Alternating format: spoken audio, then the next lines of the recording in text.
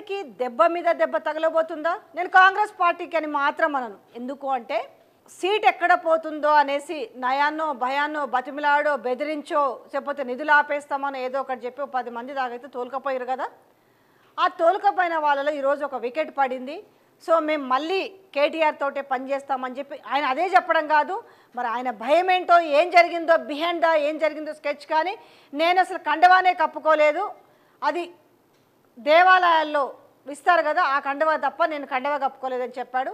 అయితే ఈరోజు ఇంకొకటి ఏంటంటే ఆయన బాటలో మరొక ఎమ్మెల్యే కూడా, అంటే నేను ఆ వీడియోలోనే చెప్పాను, ఎందుకంటే మిగతా ఎమ్మెల్యేలు కూడా ఆలోచిస్తారు. బీఆర్ఎస్ నుంచి వచ్చేవాళ్ళు ఇక్కడ చూస్తేనేమో కాంగ్రెస్ పార్టీ చూస్తేనేమో ఇచ్చిన హామీలు నెరవేర్చలేకపోతుంది, రుణమాఫీ కూడా అరకొరగా చేస్తున్న నేపథ్యంలో ఇంతవరకు ఖరీఫ్ సీజన్లు ఇవ్వాల్సిన రైతు బంధు ఇవ్వలేదు, భరోసా సంగతి దేవుడెరుగు, మహిళలకు 2500 సంగతి దేవుడెరుగు, పెన్షన్స్ పెంచిన పెన్షన్స్ దిక్కులేదు, పెన్షన్ రేట్ దిక్కులేదు, ఇట్లా చెప్పుకుంటే ఇది పెద్ద చాంతాడంత లిస్టున్న నేపథ్యంలో ఒకవేళ అనర్హత వేటు కనుక పడితే మేము ఈ కాంగ్రెస్ బీఫామ్ పైన కాంగ్రెస్ గుర్తు పైన వెళ్ళి మళ్ళీ మేము బై ఎలక్షన్లో తిరిగి గెలవగలుగుతామనే భయం ప్రతి ఒక్కరిలో పట్టుకుంది. ఒకవేళ అంత ధీమా ఉండుంటే ఈరోజు మళ్ళీ వెనక్కి వచ్చేవాళ్ళు కాదేమో. ఇలాంటి నేపథ్యంలో తెల్లం వెంకట్రావు కూడా మళ్ళీ బీఆర్ఎస్ నేతలతో కలిసి మాట్లాడడం ఇదంతా చూస్తుంటే కూడా ఎక్కడో ఏదో తేడా కొడుతున్నట్టు అనిపిస్తుంది. ఎందుకంటే వాళ్ళలో ఉన్న భయం ఒకటే, మళ్ళీ మేము గెలవగలుగుతామా, ఖచ్చితంగా బై ఎలక్షన్స్ వస్తాయి, ఖచ్చితంగా ఇది తప్పదు, ఎవరు ఆపినా ఏది ఆగదు. ఎందుకంటే రాజ్యాంగం పైన న్యాయ వ్యవస్థల పైన నమ్మకం ఉన్న వారు ఎవరైనా ఇదే మాట మాట్లాడతారు. సో ఎందుకంటే మీరు బీఆర్ఎస్ ఎల్పీని విలీనం చేసుకుంటామన్నారు కానీ ఆ ప్రక్రియని మీరు చాలా తప్పటడుగులు వేశారనేసి ఇవాళ చాలామంది, అంటే ఇవాళ విలీనం అనే ప్రక్రియ ఇంతకుముందు రాజకీయ నాయకులకు ఏదో మేధావులకు తెలిసి ఉండే అంశం ఇవాళ మారుమూల ప్రాంతంలో ఎవరిని అడిగినా కూడా చెప్తారు. ఇలా ఆనాడు 2018లో విలీనం చేసుకోగలిగారు, కానీ ఈరోజు మీకు అది చేత కాలేదు కాబట్టి ఇదంతా ప్రజలు చెప్తున్న మాట, మీ పార్టీలో ఉన్న కార్యకర్తలు మాట్లాడే ఏంద్రబాయ్ ఒకసారి విలీనం చేసుకుంటే అయిపో కదా, గిట్లా ఒకరిద్దరిని చేసుకుంటే ఖచ్చితంగా యాంటీ డిఫెక్షన్ లా ఉంటుంది కదా, అనర్హత వేటు పడుతుంది కదా, మరి రేపు ఈ పరిస్థితి చూస్తేనే ఇట్లా ఉంది. లోకల్లో ఉన్న కార్యకర్తలే ఈరోజు ప్రజల్లోకి వెళ్ళలేని పరిస్థితి ఉంది. ఇంకా ఎమ్మెల్యేలకు మళ్ళీ బై ఎలక్షన్స్ వస్తే ఎట్లా గెలుస్తారు అనే క్వశ్చన్ మార్క్ వాళ్ళే మాట్లాడుతున్నారు. ఇక ఎటు చూసుకున్నా కూడా ఎవరు కూడా ఈ అనర్హత వేటు నుంచి తప్పించుకునే పరిస్థితి కనబడతలేదు. ఒకరిద్దరు ముగ్గురు అయితే ఎందుకైనా మంచిదని కండవాళ్ళు మాత్రం కప్పుకున్నారు, కానీ కొంతమంది పాపం పోయి అందులోకి చేరిన తర్వాత నోరైతే విప్పని వాళ్ళన్నారు. ఇందులో నోరు బాగా విప్పిన వాళ్ళల్లో మాత్రం డెఫినెట్గా కడియం శ్రీహరి ఉన్నాడు, దానం నాగేందర్ ఉన్నాడు. సో ఇట్లాంటి వాళ్ళు ముఖ్యంగా మొదటి విడతలో మాత్రము, ఎందుకంటే విడతలుగా మాట్లాడుకుందాం, మనకి ఏదైనా కూడా రాష్ట్రంలో విడతలు అలవాటు కదా, మొదటి విడతగా 3-4కి ఖచ్చితంగా అనర్హత వేటుపడే అవకాశం ఉంది. అందులో తెల్లం వెంకట్రావు కూడా ఒకరు ఉన్నారు. ఫస్ట్ విడతలో కడియం శ్రీహరి అండ్ దానం నాగేందర్ అండ్ తెల్లం వెంకట్రావు.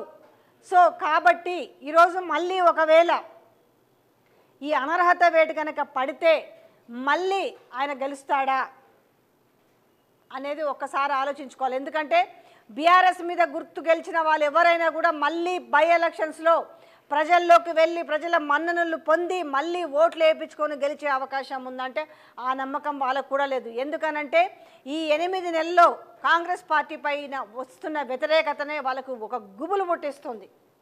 ముందు మాత్రం సరే, ఎందుకనంటే నిధుల విషయమో లేకపోతే చేస్తున్న బిజినెస్ల విషయమో, కొందరికి క్రషర్స్ ఉన్నాయి, మరొకరికి బిల్లులు పెండింగ్లు ఉన్నాయి, మరి కొంతమందికి ఆనాడు వాళ్ళు కబ్జాలు చేసిన విషయాలు కావచ్చు, ఏది ఏమైనా కర్నూలు సాగుకు 1,00,000 కారణాలంటూ వాళ్ళు పోయి దాంట్లో దూరిండ్రు.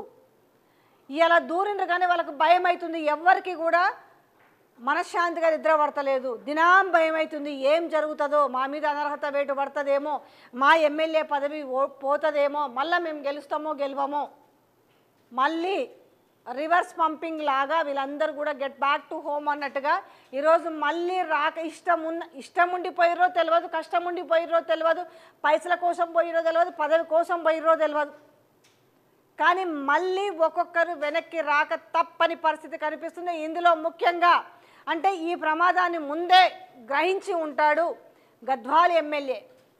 అమ్మో ఆయనే వెనక్కిపోయినాడంటే మాకు కూడా ప్రమాదం. సో ఇప్పుడే మాకు బ్రేకింగ్ అందుతుంది, ఒకరు కాదు 4 బ్యాక్ వస్తున్నారట. నేను చెప్తున్నాను కదా, పోయిన వాళ్ళందరే కాదు, బీఆర్ఎస్ గుర్తే కాదు, ఇక్కడ పరిస్థితి చూస్తుంటే హస్తం గుర్తు పైన గెలిచే వాళ్ళు కూడా రాక తప్పదనే పరిస్థితి కనిపిస్తున్నాయి తెలంగాణలో. ఎందుకు అనంటే ఇచ్చిన హామీలే ఈరోజు ఏవైతే అక్కడ సూపర్ 6 అని ఏపీలో ఇచ్చారు, ఇక్కడ 6 గ్యారంటీలు అభయహస్తం అని చెప్పేసి 6 గ్యారంటీలు ఇచ్చారు. ఆ 6 గ్యారంటీలో ఈరోజు కొంప ముంచబోతున్నాయి కాంగ్రెస్ పార్టీని. తెలంగాణ ప్రజలు ఏం చెప్పినా నమ్ముతారు. ఎందుకంటే ప్రశాంత్ కిషోర్ లాంటి వాళ్ళు, వాళ్ళ టీం కావచ్చు, లేకపోతే సునీల్ కనుగోలు లాంటి వాళ్ళు వచ్చేసి ఎంతసేపు ఉన్నా వస్తున్న బడ్జెట్ ఎంత, ఇస్తున్న హామీలు ఎంత, ఇవేమీ సంబంధం లేదు. మనం గెలిచినామా సరే చూద్దాం, మళ్ళీ 4 గంటలకు మనం అడిగేవాళ్ళేనేసి.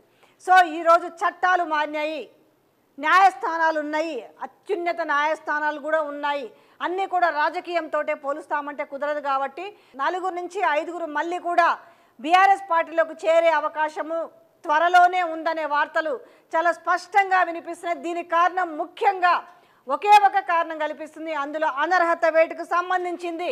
ఖచ్చితంగా ఇది ప్రూఫ్ అవుతుంది అనేసి మన జర్నలిస్ట్ తెలంగాణ వేటలు కూడా చూపించడం జరిగింది. సో ఎవరు ఆపినా ఇది ఆగదు.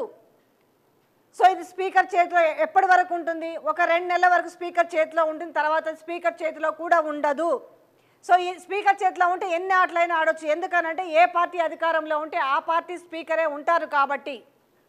సో ఇంకెట్లాగూ వీళ్ళకు రాజ్యాంగంలో ఉన్న క్లాజ్ ఉంది కదా, సో ఫిరాయింపుల చట్టం ఒకటి ఉంది కాబట్టి దాని ప్రకారం చేసుకుందామంటే అంతమంది ఒకేసారి పోయే పరిస్థితి కనిపిస్తలేదు. 26 మంది ఒకేసారి పోతే వీళ్ళు దాని నుంచి తప్పించుకోవడానికి అవకాశం ఉంటుంది. కానీ 26 మంది ఒక్కసారి పోయే అంశం లేదు కాబట్టి ఖచ్చితంగా అనర్హత వేటు పడే అవకాశం ఉంది. కాబట్టి మళ్ళీ ఎమ్మెల్యేలందరూ ఒక్కొక్కరిగా బీఆర్ఎస్ పార్టీలోకి క్యూ కడుతున్నారు, ఒక్కొక్కరిగా.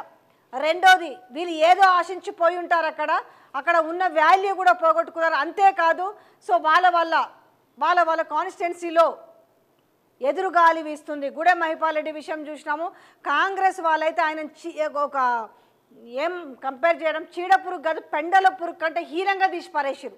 నువ్వెందుకు మా పార్టీలోకి వచ్చినావు అనేసి ఆ పరిస్థితి అందరికీ ఎదురవుతుంది. ఒక గూడెం మహిపాల్ రెడ్డికే కాదు, ఇక్కడ ఉన్న మనకెవరికి జగిత్యాల ఎమ్మెల్యే సంజయ్ కుమార్ కూడా అదే పరిస్థితి. అంటే ఇటు రెంటికి చెడ్డ రేవడి అంటారు, ముందుకు పోతే నొయ్యి వెనక్కి పోతే గొయ్యిలాగా వాళ్ళ పరిస్థితి ఉంది. కాబట్టి దీనికంటే ఇంకా 1 కాదు 2 కాదు 3 కాదు 4 సంవత్సరాల పీరియడ్ ఉంది. కాబట్టి ఈ 4 సంవత్సరాల పీరియడ్ని మళ్ళీ ఎమ్మెల్యే పదవి లేకుండా కోల్పోవడం ఒకటి.